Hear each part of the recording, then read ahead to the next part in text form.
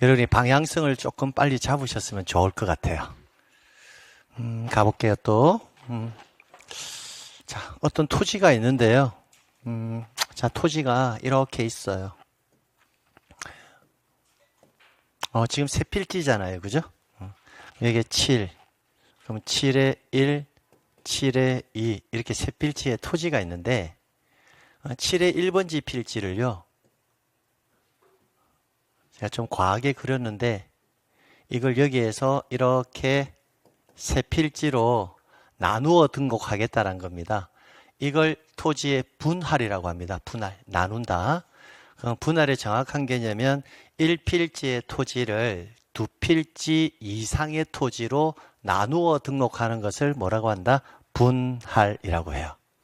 그러면 하나의 필지가 세 필지로 이렇게 나누어서 등록을 시키려면 지번이 몇 개가 필요하죠? 3개가 필요하잖아요. 그죠? 그러면 이 3개의 필지에 지번을 부여할 때 그럼 어떻게 부여할 거니? 라는 거예요. 그러면 한 필지는 우리가 종으로 되어 있으니까 항상 북에서 어디로? 남으로. 횡으로 갈 때는 서에서 동으로 이렇게 가잖아요. 지금. 그럼 한 필지는 기존에 있던 지번을 그대로 쓰면 돼요. 7에 1 이렇게요. 자, 그러면 이 나머지 두 필지의 지번을 새로 부여해 줘야 될 거거든요. 그럼 부여할 때 여러분이 봤을 때 뭘 부여할 것 같아요? 느낌상. 이 법을 몰라도. 느낌상. 일단 7 다시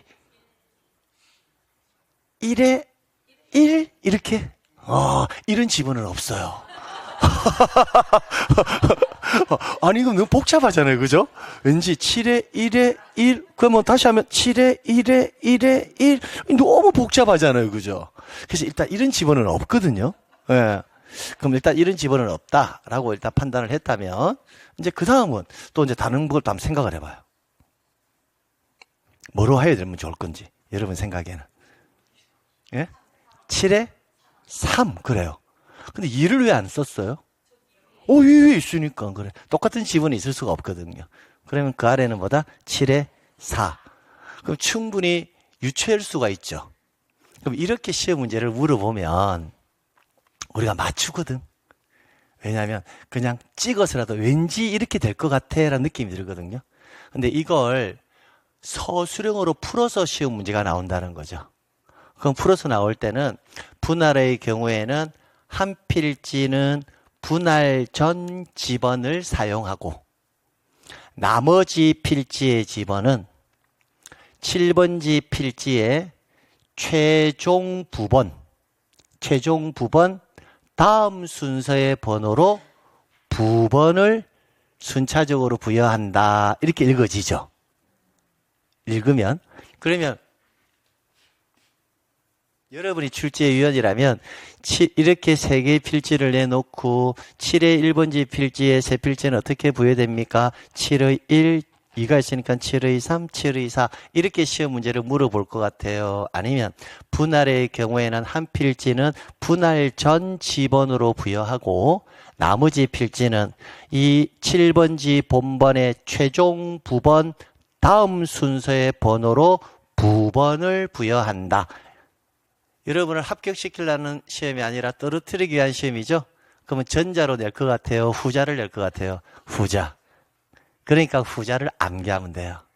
그럼 결론은 뭐다? 최종 부번 다음 순서의 번호로 뭘 부여한다?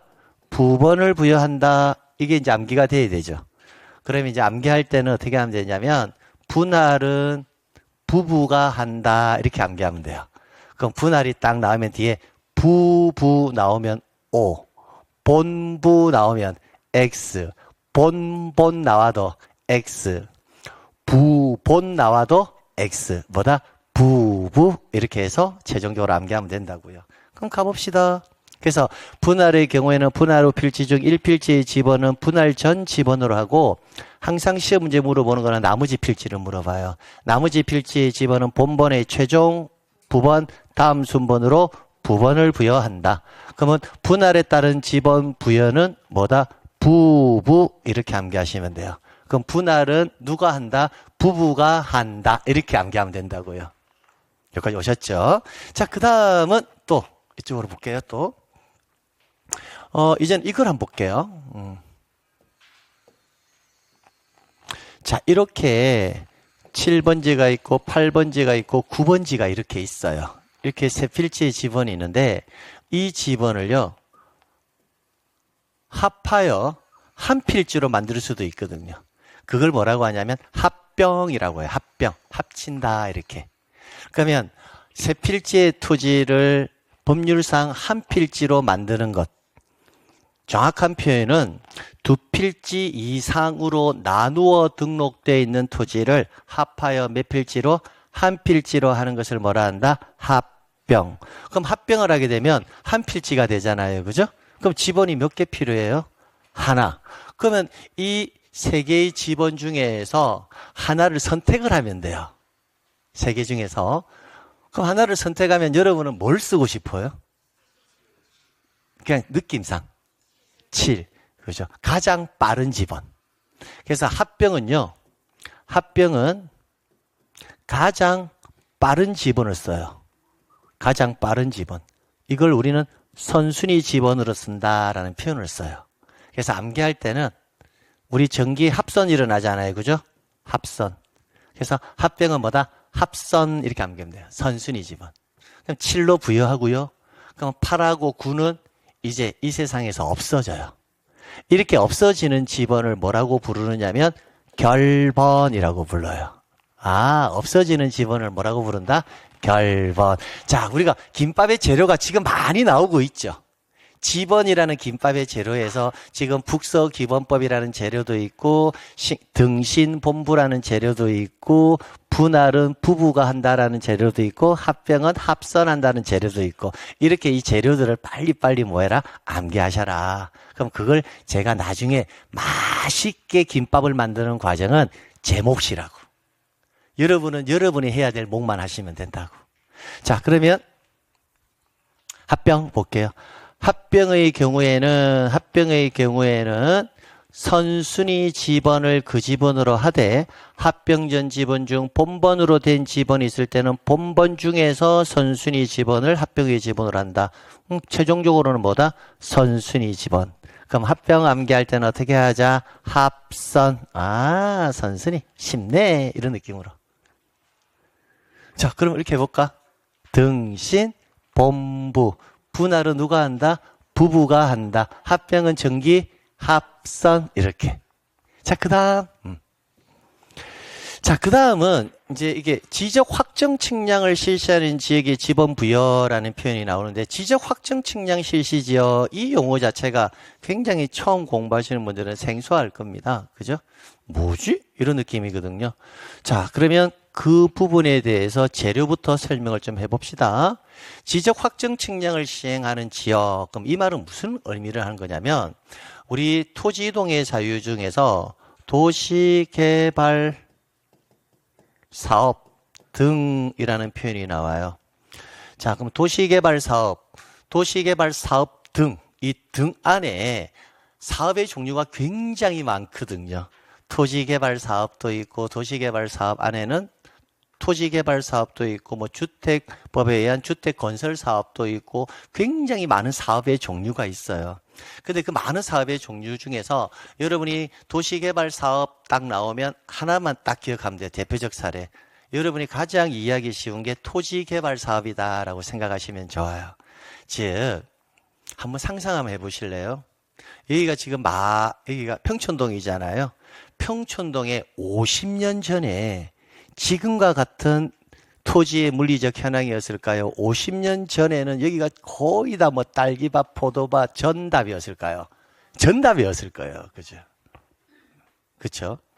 자, 그리고, 그러면 그렇게 만약에 이렇게 수백 필지에 막 여기가 제가 임의로 막 그리는 거예요. 그냥 이렇게 막 토지가 막 이렇게 있을 거예요. 막 이렇게 막 이렇게 있을 건데, 이렇게 수천 필지의 토지가 있을 건데, 이 토지를, 그럼 여기에 지번이 각각 다 붙어 있었겠다, 그죠? 지번이 다 존재하고 있었을 거예요, 그죠? 근데 이 토지를 도시개발 사업이 완료되면, 달리 말하면 토지개발 사업이 완료된다라고 생각하시면 돼요. 토지개발 사업이 완료되면 기본적으로 여기 있는 토지를요, 중장비로 쫙 밀어버려요. 싹 밀어버리고 필지를요, 반듯반듯하게 새롭게 구획한다고요. 딱 이런 식으로 반듯반듯하게. 이걸 흔히 토지개발 사업의 종류 중에서 택지개발 사업이랍니다. 택지개발 사업.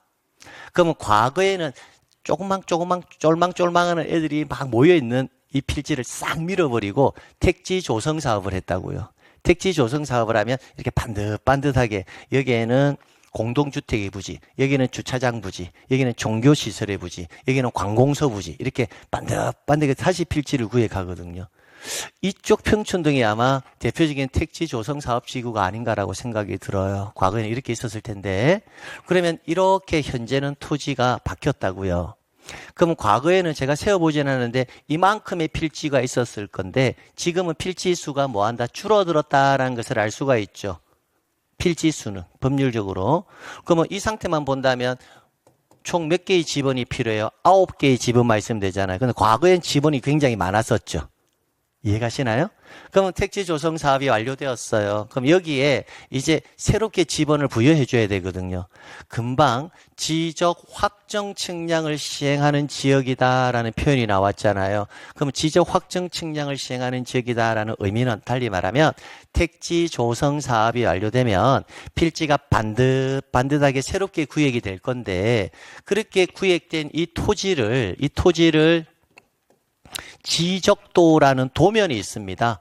지적도라는 도면이 있는데 지적도는 지적사무처리지에 뭐라고 되어 있냐면 세로 30, 가로 40cm로 만들어진다라고 되어 있어요. 이렇게. 그럼 이런 지적 공부가 있다고요. 이런 지적 공부. 이 지적 공부 안에 이 토지의 형상을 등록을 시켜줘야 돼요.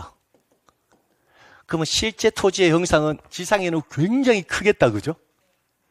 그걸 가로 40cm, 세로 30cm 인 이 도면이라는 곳에 토지의 형상을 등록을 시켜줘야 돼요. 토지의 형상을. 그걸 경계를 등록한다라고 하는 겁니다. 경계를 등록하려면 딱 가서 이런 모양이네. 그럼 대충 나는 이렇게 그려서 넣어야 되겠다. 이게 맞을까? 아니면 실제 현황에 가서 측량을 통해 가지고 그려야 되겠다. 측량. 그럼 측량을 할 때는요.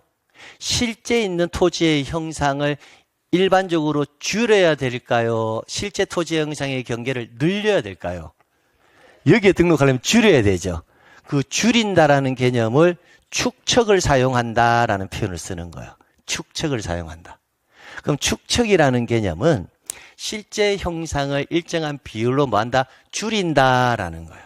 그럼 줄일 때 500배만큼 줄일 건지 1000배만큼 줄일 건지 6000배만큼 줄일 건지 그게 축척이라는 겁니다. 그럼 500배만큼 줄이면 500분의 1의 축척 이런 표현을 써요. 1000배만큼 줄이면 1000분의 1의 축척. 그러면 500배만큼 줄였을 때와 6000배만큼 줄였을 때를 비교해보면 6000배만큼 줄였을 때 토지의 형상의 모양이 더 작아지겠죠. 이해가십니까? 야, 좋아요. 그럼 이게 이해가 갔다면 여기서 축척이라는 개념을 제가 조금만 더 부가 설명을 할게요. 한 번만 상상을 해보세요. 상상. 우리 한반도 및 그 부속도서, 대한민국, 흔히 여러분이 대한민국 전도라고, 젊은 친구들은 잘 모르겠지만, 저랑 비슷한 나이 또래 있는 분들은 우리 보통 거실이라든지 뭐 그런 데 보면 옛날에 벽면에 이 정도 크기로 해가지고요. 이거 좀 더 컸죠? 이렇게 해가지고, 대한민국 전도, 이래가지고요. 막 이렇게 있었어요. 보통. 집안에 하나씩은. 예. 그럼 이게 대한민국의 실제 토지의 형상을 줄여놓은 거거든요. 그럼 이게 이 정도 크기인데 대한민국을 몇 배 줄이는 거냐면 110만 배 줄이는 겁니다. 110만 배 통상. 그럼 이 정도 우리가 흔히 보는 이런 대한민국 전도가 실제 토지 영상을 110만 배만큼 줄여놓은 게 이 정도 크기거든요. 그러면 제가 이걸 수천억만 분의 1의 축척이다라고 쓸게요. 만약에 수천만 분의 1의 축척 하면 실제 대한민국 전도는 어떻게 보일까요? 이걸 그냥 100만 배 줄였다고 볼게요. 100만 배. 100만 배 줄인 게 이 정도 모양이에요. 그러면 수억만 배를 줄였다. 그러면 어떤 모양으로 나타날까요? 상상해 보세요. 점 맞나요? 거의 보이지도 않을 거예요. 그냥 거의 그냥 밀입자 수준으로 이 정도 느낌일 거예요. 그렇지 않겠습니까? 그러면 더 줄이면 그게 안 보여요.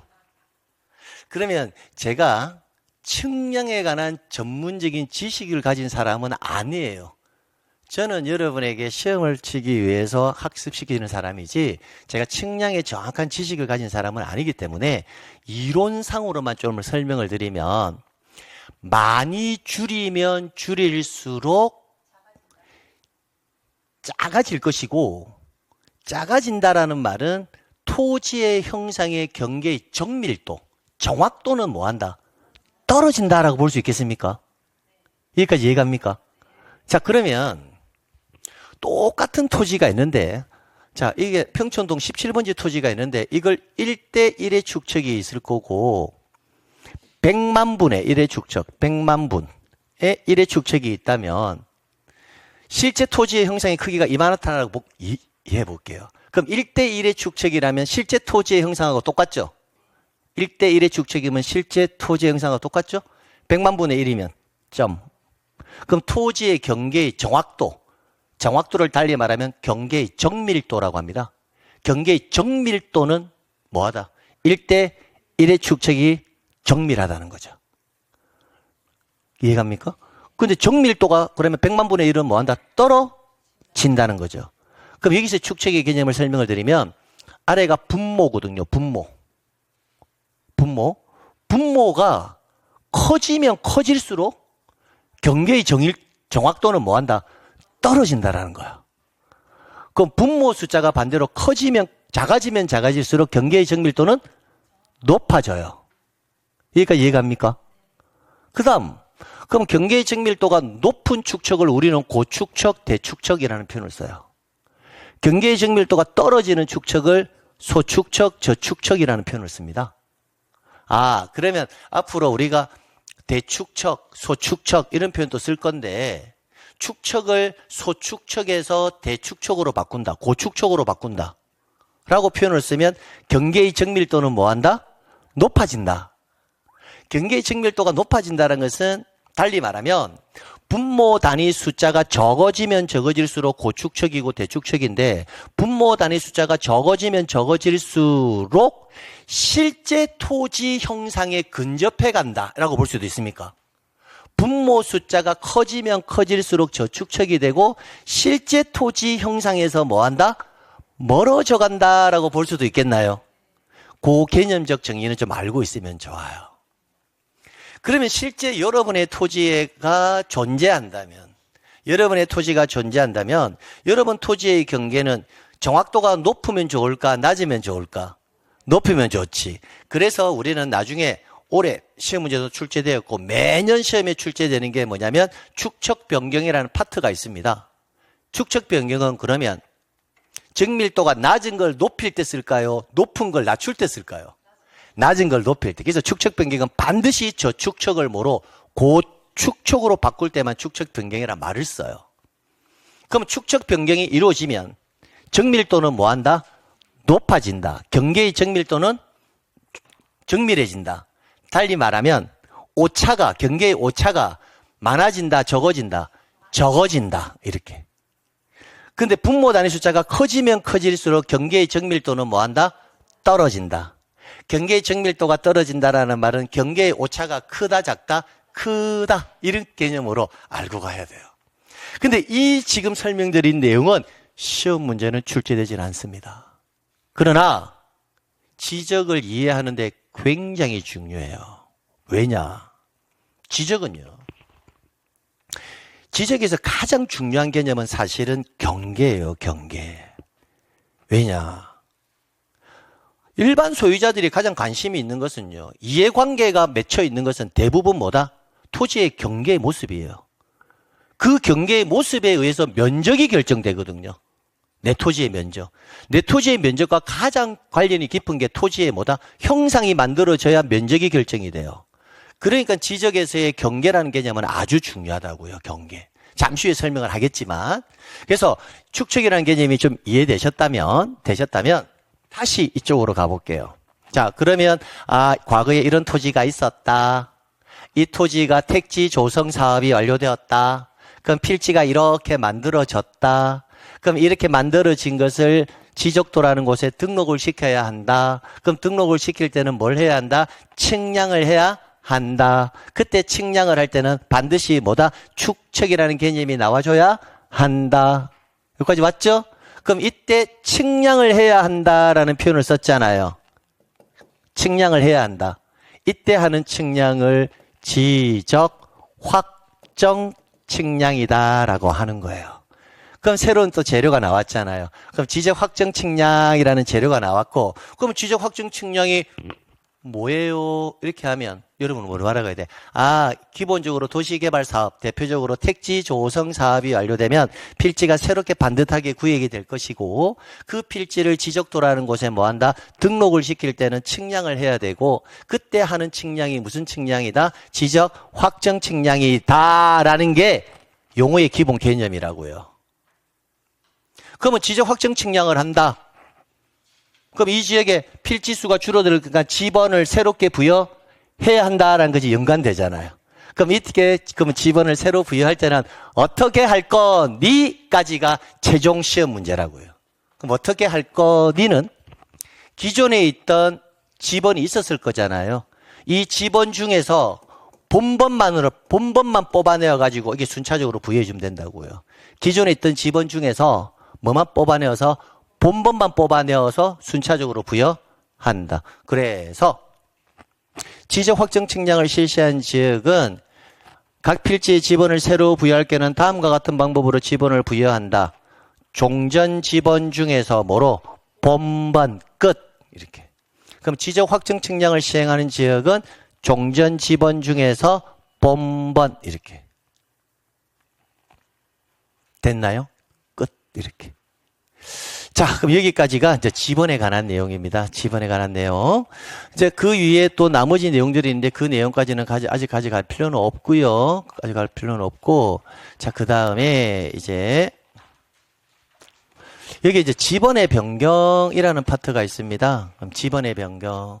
그럼 우리가 국어적으로 읽었을 때는 지번의 변경은 어떤 느낌으로 다가옵니까? 지번을 바꾼다라는 느낌이잖아요. 그죠? 지번 변경은 국어로 읽으면 지번을 뭐 한다? 바꾼다라는 느낌이죠. 근데 실제 지번 변경은 지번을 바꾼다라는 개념이 아니거든요. 그러니까 용어의 재료를 뭐 한다? 지금부터 정확하게 알고 가야 돼요. 지번 변경은 지번을 바꾼다라는 개념이 아니고요. 이쪽에 보게 되면 지번을 새로이 부여할 수 있다라는 개념이라고요. 지번을 바꾼다라는 개념이 아니라 지번을 어떻게 한다? 새로이 부여하는 게 지번 변경이에요. 그러면 지번 변경은 지번을 새로이 부여하는데 뭐 어떤 말이지? 이런 느낌이 들잖아요. 그거는 뭐냐면 이겁니다. 이런 느낌이에요. 자, 봐봐요. 자, 여기가 평촌동이에요. 평촌동. 여기가 하나의 지번 부여 지역입니다. 그러면 여기에 지번이 1번지 필지가 있고요. 여기가 최종 지번 20번 필지가 있다라고 그냥 예를 드는 거예요. 네. 그럼 들면 뭐 여기에 2번지도 있고 여기에 3번지도 있고 여기에 4번지도 있고 뭐 여기에 5번지도 있고 막 이렇게 있을 거잖아요. 그죠? 근데 이 평촌동이라는 지역에서 분할이 계속 발생한다라고 한번 생각해 보세요. 맨 처음에 지번이 부여됐을 때는 아주 깔끔하게 지번이 순차적으로 이렇게 부여되어 있었을 건데 이제 분할이 된다라고 생각을 한번 해볼게요. 자, 2번지 필지를 분할 분할 이렇게 막 되면 지번이 막 또 생겨나잖아요. 그죠? 분할되면 이렇게 이해가시죠?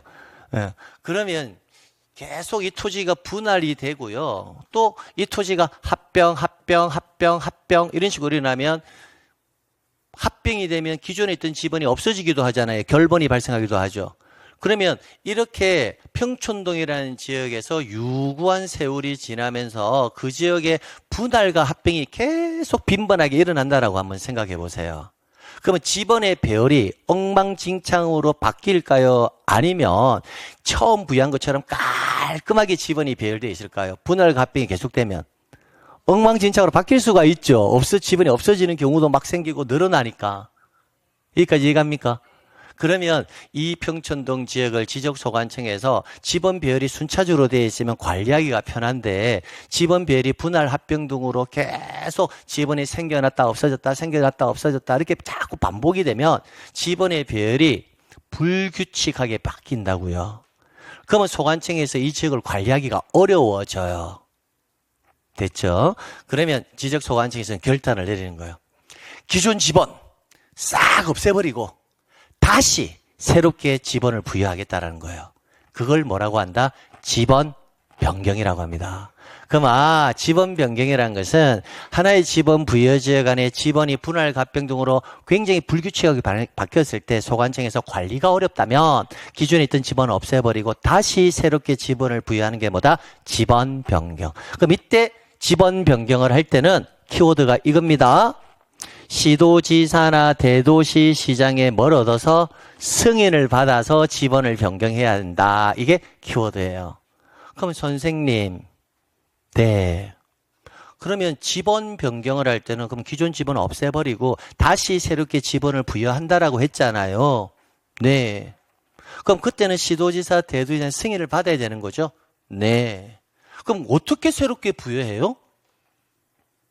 하면 지적 확정 측량 실시 지역의 지번 부여 방법에 관한 규정을 뭐한다? 준용한다. 금방 우리 지적 확정 측량을 시행하는 지역의 지번 부여 배웠잖아요. 기존에 있던 지번 중에서 본번으로. 그럼 이 지역의 지번을 새로 부여할 때는 지적 확정 측량을 시행하는 지역의 지번 부여 방법을 준용한다. 이렇게 해서 지번 변경은 시험 문제의 정답의 결정 요소는 두 가지입니다. 여기까지 지번 정리하시면 됩니다. 자, 그럼 이렇게 지번이 끝났잖아요, 이제. 그럼 지번이 끝났으면, 자, 지번이 끝났어. 그럼 이제 제가 수업 뭘 할까? 이건 알고 있어야 된다고 했잖아. 지번 끝나면 뭘 해야 돼? 지목, 그래요. 그럼 잠시 후에 저는 지목을 강의할 거예요. 그럼 지목 끝나면 제가 뭘 할까? 경계 강의하겠지, 경계. 그럼 경계 끝나면 뭘 할까? 면접. 그걸 항상 예측하고 있어야 돼. 정말 중요해. 내가 수업실에 앉아있을 때 내가 지금 지적법 어느 파트에 무엇을 배우고 있다라는 걸 인지한 상태에서 수업을 듣는 사람과 앞에 저 사람이 뭔가 강의하고 있어 라고 듣는 사람은 하늘과 땅 차이라고. 나중에 5월, 6월 저는 이 강의 교과 과정을 24년째 하고 있어요. 매년 똑같은 교과 과정이 반복되지 않겠습니까? 그러면 여러분이 내년 3, 4월, 5월, 6월 가서 어느 부분에서 굉장히 혼란을 많이 느낄 거다라는 것은 이미 통계치로 확정되어 있는 거예요. 틀림없이 이 부분에 대해서는 여러분이 힘들어할 거다라는 걸 이미 알고 있단 말이에요. 여러분은 안 가봤으니까 모르지. 그러니까 일단 여러분은 여러분의 어떤 생각을 가지든 앞에 있는 강사를 믿으셔야 돼요. 저뿐만 아니라 모든 강사를. 그분들은 기본적으로 20년 동안 왔다 갔다 한 사람이니까. 근데 지적에서는 기본적으로 항상 처음에 준비할 때 내가 이 자리에서 뭘 듣고 있고 어느 파트에 어느 내용을 강의를 듣고 있어. 끝나면 뭘 할 거야 라는 정도는 꼭 알아야 돼요. 그래야 나중에 가서 이게 중개사법 시간에 배운 건지 공법 시간에 배운 건지 세법에서 배운 건지 공시에서 배운 건지 등기에서 배운 건지 이게 막 짬뽕이 되고 믹스가 된단 말이에요. 그러면 그때 가게 되면 그걸 다시 끌어와가지고 정리하는 게 너무 어려워요. 그래서 항상 나는 지금 지적법 파트에서 어느 파트에 어느 부분을 공부하고 있어라는 걸 인지하면서 수업을 들으셔야 된다고요. 그러면 제가 지번 끝났으니까 뭘 배울 거다? 지목. 목을 배운다고. 그러면 이제 지목이라는 김밥으로 넘어간다고요. 지목이라는 김밥. 지목은요, 이거 보세요. 너무 많았어요. 줄여놨어. 이렇게 막. 안 나온 적이 없어. 올해 2문제가 나왔다. 근데 지목에서 시험 문제가 나오는 것은 항상 뭐다? 이 지목의 구분. 여기서 나와요. 근데 지목에서 올해 2문제 나왔거든요. 근데 특이한 게 이 지목이라는 애가 계속 나오고 있는데 어렵냐? 라고 이렇게 물어본다면 실제 어렵지 않거든요. 그런데 왜 자꾸 나올까? 출제인이 손대기 가장 편해서 내는 거예요. 지목의 종류가 총 28가지가 있거든요. 근데 이 28가지 중에서 여러분 지금 앉아 계신 분들 있잖아요. 나는 공부를 안 해도 아무것도 몰라도 그냥 읽으면 당연하네라고 생각되는 게 일반 고등교육을 마치신 분이라면 28가지 중에서 15개 이상은 일반 고등교육을 받은 사람은 다 아는 애들이에요. 아는 애들. 쉽게 한번 이야기 한번 해볼까요? 이거 우리 보기 전에 몇 가지 한번 해볼게요.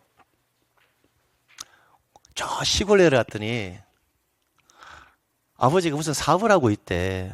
무슨 사업인가 가봤더니 막 사과나무, 배나무, 귤나무가 굉장히 많은 거예요. 그 아버지가 맨날 가서 사과 따고 하고 있는 거예요. 그럼 아버지는 어디에서 사과 따고 있는 거죠? 알잖아. 그 지목에 네 번째가 과수원이거든, 과수원. 그게 지목이에요. 사과, 호두, 배, 귤, 이런 과실류를 재배하는 토지가 뭐다? 과수원이에요, 그냥. 여러분, 이제 8살이 되면, 태어나서 8살이 되면, 대한민국은 의무적으로 가야 되는 곳이 있어요. 어디 가야 돼요? 예? 어디 간다고? 학교 가야 되죠. 그럼 학교에 뭐가 있어요? 학교가 있지 뭐. 학교 시설물의 부지. 학교 시설물이 있고 학교 안에 강당 또 있나요? 강당 이런 거 몰라요? 있죠. 학교 시설물의 부지와 그에 접속된 부속 시설물의 부지, 강당 이런 거. 그럼 그런 토지들의 용도는 뭘까? 학교 용지예요, 그냥. 학교 용지 이런 거. 또 하나 더 해볼까요? 흔히 여러분 전답 이런 표현 드시나요? 전답. 전답을 팔아서 너 학교 보냈어. 이런 거. 소 팔아서 학교 보냈어. 이런 거. 막 소를 막 키우고 있어요. 자, 소를 아버지가 수백 마리를 키우고 있어요. 그럼 소를 키우는 부지가 있을 거잖아요. 그럼 부지는 뭐일 것 같아? 대관령 딱 같은 데 가보면 막 그런 거 많잖아. 뭘까? 목장. 그래, 목장 용지야. 축사 등의 부지. 이렇게. 농가 소득에 기여할 수 있는 축사. 목장 용지. 이렇게 하는 거야. 그럼 또, 봐봐. 아니, 그건 저를 봐봐. 지금 보는 게 중요한 게 아니라 지목에 대한 편견을 좀 없애드리고 싶어서 그러는 거예요. 대부분 수험생들이 지목하면 어려워하거든요. 지목에 대한 편견을 좀 없애드리려고. 그럼 이런 것도 어떨까?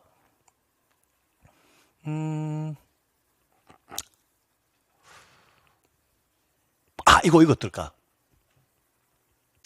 좀 아프지만 부모님이 소천, 이제 세상을 떠났어요. 그럼 그 부모님은 어디 가셔야 돼요? 세상을 떠나면 어디 갈까?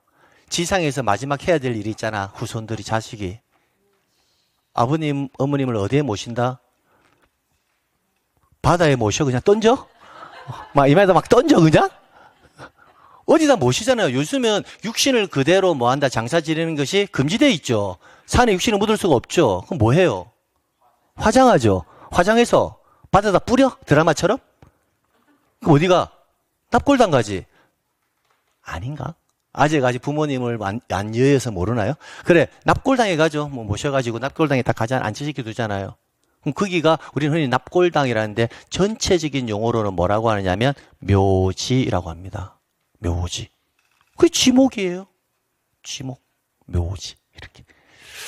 그러니까 지목이라는 어떤 개념 자체는 사실은 일상생활에서 우리가 이미 알고 있는 것들을 조금만 더 다듬어가는 과정이에요. 다듬어간다. 전답을 팔았다. 그러면 전 이렇게 말하면 밭전이 떠오르잖아요. 밭전. 그럼 밭은 어떤 느낌이에요? 밭에 뭐 키워요? 식물 키우죠. 무, 배추, 마늘 양파, 파, 대파, 쪽파 이런 거 식물 키우잖아요. 그게 물을 항상 가둬놓고 식물을 키우든가요? 아니면 물은 가끔씩 줘야 되나요? 가끔 물을 가둬놓기면 양파, 배추 다 썩어버려요. 그 식물의 특성상 물을 계속 지속적으로 공급해야 될 식물도 있고 가끔씩 줘야 될 식물도 있어요. 그걸 나누어서 물을 상시적으로 이용하지 아니하고 식물을 재배하면 뭐라고 한다? 전이라는 표현을 씁니다. 밭전자 써서. 근데 가족끼리 혹시 젊은 친구들은 연근 아시나 모르겠다. 연근 알아요 혹시? 예? 알아요 연근. 연근이 어디서 나는 줄 알아요? 예? 연꽃은 알아요 연꽃? 연꽃 구경 가죠. 연꽃 다지고 나면 그 연꽃의 뿌리가 연근이에요. 그러면 연꽃은 물이 항상 있어야 돼요. 연꽃 딱 구경 가면 와 연꽃이 참 예쁘다 이렇게 할 때 물이 항상 고여 있던가요? 가끔씩 물을 주던가요? 고여 있죠. 그러니까 물을 상시적으로 이용하여 벼, 연, 미나리, 왕골 등의 식물을 재배하는 그런 토지들은 다 뭐라고 한다? 답이라고 하는 거예요. 그럼 지목이라는 개념은 이런 겁니다. 대한민국에 약 3,700여만 필지의 토지가 있는데 그 토지가 다양한 용도로 쓰게 될 건데 비슷한 용도로 쓰는 애들을 다 묶어가지고 자 토지에 식물을 재배한다. 근데 물을 계속 쓰면서 재배하는 식물들은 뭐다? 답으로 우리 약속하자. 물을 자주 쓰지는 않고 가끔씩 주면서 식물을 재배하는 토지의 용도들은 다 모아서 그냥 전이라고 우리는 약속하자라고 만든 그 약속의 단어가 몇 개가 있다? 28개가 있다라는 거예요. 공장 시설물이 있어요. 공장 시설물. 딱 가보니까 와, 저 토지에는 공장이 왜 이렇게 많어?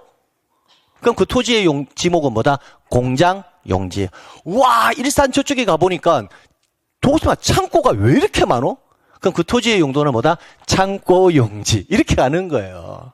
그러니까 지목이 결코 어려운 파트가 아니라는 것을 여러분께 알려드리고 싶은 거예요. 자, 그렇게 해서 지목이라는 것은 토지의 뭐에 따라서 주된 용도에 따라서 그 종류를 구분하여 지적공부에 등록한 것을 뭐라고 한다? 지목이라고 해요. 그러면 지목은요, 여기에서 기본 원칙 정도는 알고 가셔야 됩니다. 일필일목의 원칙. 이게 뭐냐면 하나의 필지에는 반드시 몇 개의 지목? 하나의 지목만 존재합니다. 그걸 일필일목의 원칙이라 합니다. 두 번째, 주지목 추정의 원칙. 이게 굉장히 중요해요. 이 개념이 중요한데, 자, 이 개념은 뭐냐면 금방 일필일목의 원칙과 연관성이 있는 개념입니다. 이 개념은 꼭 아셔야 됩니다.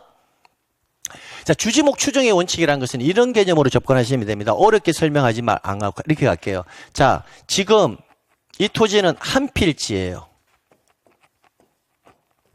한 필지에는 금방 지목은 몇 개가 있어야 된다고 했죠? 하나예요. 근데 이 토지가 이 면적 전체적인 부분이 지금 주거용, 사무실 등의 건축물의 부지로 쓰고 있습니다. 주거용 또는 뭐다? 사무실을 지을 수 있는 부지로 쓰고 있습니다. 그런 부지의 지목을 우리는 뭐라고 한다? 대라고 있습니다. 대. 이렇게 대.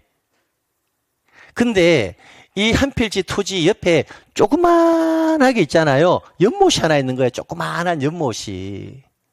그러면 조그만한 연못을 다시 말하면 연못이라는 개념은 물이 흘러요? 안 흘러요? 그러니까 물이 상시적으로 고여있는 토지들. 흐르지 아니하고 물이 상시적으로 뭐한다? 고여있는 토지들을요. 대표적으로 연못 이런 거예요. 호수 어때요? 호수도 고여있죠? 댐! 물을 방류도 하지만은 기본적으로 고여있죠? 이런 애들의 토지의 용도들은 다 지목을 뭐라고 부르느냐면 유지라고 불러요. 지목을 뭐라고 부른다? 유지. 아, 그러면 여러분 이제 강원도 놀러 갔어. 춘천 갔어. 호수를 딱 봐. 호반의 도시 춘천. 그럼 애들한테 이렇게 말해. 야, 저 토지의 지목이 뭔지 알아? 아니, 뭐야? 유지라는 지목이야. 이렇게 한번 한 수 가르쳐 주면서 금방 제가 하나의 필지에는 지목이 몇 개가 있어야 된다고 했죠? 하나. 근데 이게 지금 몇 필지라고 했죠? 한 필지라 했죠. 지목이 몇 개 필요하다? 하나. 근데 여기에는 대라는 것도 있고 유지라는 것도 있으면 돼, 안 돼? 안 돼. 왜? 지목은 반드시 하나여야 하니까. 그러면 두 개 중에 95%의 토지는 대로 쓰고 아주 조그마한 연못이 하나 있는데 그 연못은 전체 면적의 5%밖에 잘 지중하지 않고 있어. 그러면 이때는 이 토지의 지목은 유지라고 주지 않고 그냥 종된 토지는 주된 용도 지목에 들어가서 결정되어라 이렇게 한단 말이에요. 결론은 뭐냐? 하나의 필지 안에 서로 다른 용도의 존재가 할 수 있다면 서로 다른 하나의 필지 안에 서로 다른 용도가 존재하면 그때는 지목을 두 개 주는 것이 아니라 종된 용도는 지목 자체를 준다 안 준다? 안 준다라고 생각하면 됩니다. 항상 주된 용도에 따라서 지목을 결정한다고요. 그러면 만약에 시험 문제 이렇게 나왔어. 이 개념이 지목을 정리하는데 굉장히 중요해. 자, 공장시설물 부지 안에 시험 문제 공장시설물 부지 안에 이렇게 나왔어. 그러면 전체적인 토지는 뭐라는 거지? 공장시설물 부지 안에 있으니까 이 토지는 전체적인 면적은 뭐다? 공장시설물의 부지야. 그럼 지목이 뭘까? 공장 용지겠지. 근데 시설물 부지 안에 보행 통로가 있어. 보행 통로. 우리가 통로, 보행을 위한 통로 이런 것은 지목은 정상적으로 보면 도로라고 부르거든. 근데 공장시설물 부지 뭐다? 안에 있으면 도로라는 지목을 별도로 준다 안 준다? 안 주고 항상 주된 용도의 토지에 지목을 부여해 주겠다라는 거예요. 아파트 생각해 보세요. 아파트 다 살고 계시죠? 아파트 부지는 주거용 건축물이죠? 아파트의 지목은 뭘까? 대예요, 지목. 흔히 대지라는 표현을 쓰잖아요. 아파트 토지에 있는 지목은 뭐다? 대예요. 근데 아파트 안에 주거용 건축물만 있습니까? 아니면 도로도 있나요? 있죠? 근데 그때는 지목을 도로라고 한다, 안 한다? 안 한다 말이에요. 실제 용도는 도로로 쓰고 있다 하더라도 지목은 뭐다? 대라고요. 주된 용도 안에 있으니까. 그럼 주된 용도 안에 있는 종된 용도에는 지목을 별도로 주지 않는다라는 거예요. 근데 오늘 여러분 수업을 마치고 나가요. 나가서 딱 보니까 나가자마자 버스 정류장가 있고 뭐가 있어요? 도로가 있죠. 그는 본질적으로 도로의 용도로 쓰고 있는 거잖아. 그게 주된 용도란 말이야. 그럼 그런 것은 뭐다? 지목은 뭐다?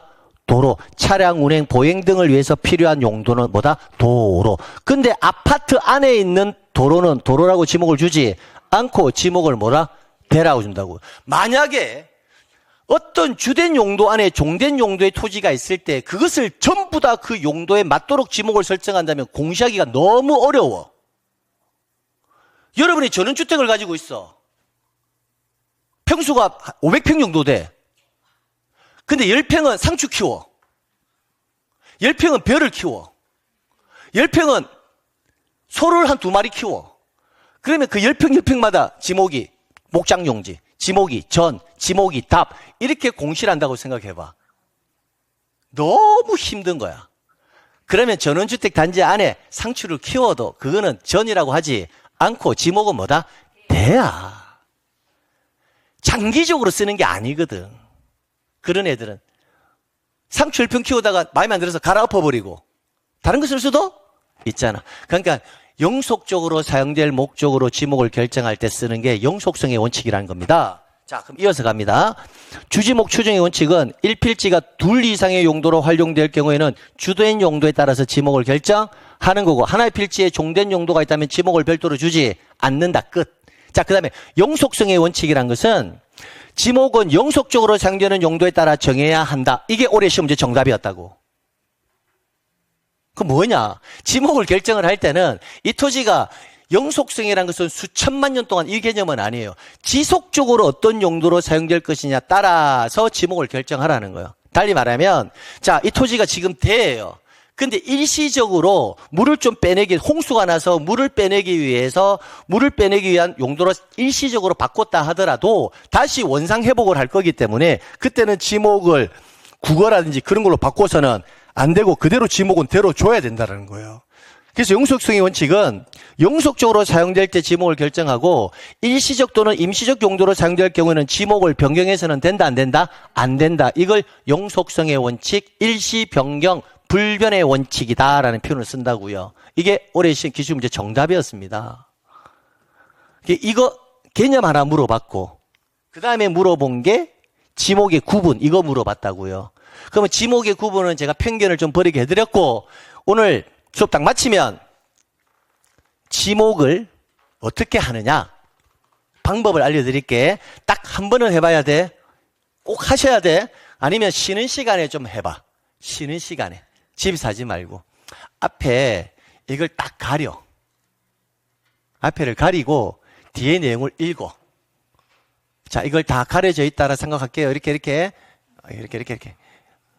실제적으로는 여러분이 앞에다가 뭐 공책을 하든지 뭘 이렇게 하는 게 해봐. 해가지고 딱 가려. 이렇게. 가리고 난 다음에 읽어보는 거야.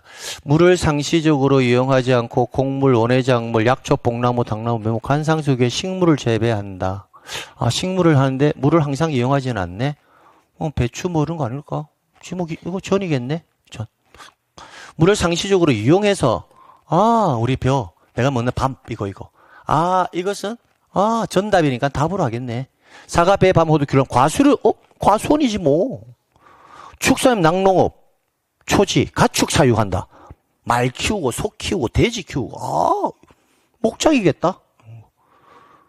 산림의 원야를 이루고 있는 수림지, 중림지, 암석이, 자갈, 땅으로 다 습성. 이거는 조금 잘 생각이 안 나네. 조금 체크. 지하에서 온수, 약수, 수는 용출되는 용출구와 그 유지의 상징. 지하에서 온수가 막 용출된대. 용출 막 펑펑 터진대, 온수가. 그런데 뭐지? 이 말은 알겠는데 뭐지? 잘 모르겠다. 체크. 이렇게 한 번만 해봐. 하면 체크되는 게 최소 한 13개에서 15개 정도 아마 체크가 될 거예요. 내가 판단하지 못하는 거. 근데 나머지는 다 판단이 간다. 일반 상식에서. 그럼 판단 못하는 게 이렇게 체크를 했죠? 하고 나서 이걸 뭐지? 하고 열어봐. 열어보니까 임야라는 단어, 이게 임야구나라는 것을 알게 돼. 열어봐. 광천지는 느낌은 있지만 좀 생소해. 이런 식으로 내가 일상생활에서 판단할 수 있는 것과 일상생활에서 판단할 수 없는 걸 일단 구분부터 지어야 돼. 무작정 암기하는 것이 아니라. 그래서 쉬는 시간에 딱 가려놓고 한 번만 뭐한다. 여러분이 판단되는 거는 냅두고 판단 안 되는 거는 그 앞에다가 별표 표시 조그만하게만 해놔. 그러면 오늘 판단되는데 다음 주에는 판단이 안 된다. 그건 없거든. 그러니까 한 번만 가려놓고 한번 꼭 한번 읽어보세요. 예. 그리고 나서 제가 다음 순환 때 여름에 필수적인 거 지목은 알려드릴 거예요. 그래서 이거는 숙제. 됐습니다. 자, 그 다음에 이제 보게 되면 이제 뭘 배워야 되냐면 자, 경계란 걸 배울 건데 자, 경계 배우기에 앞서 요거부터 조금 마무리를 하고 3교시로 넘어갈게요. 자, 조금 쉬었다가요. 여기부터 시작을 할게요. 네.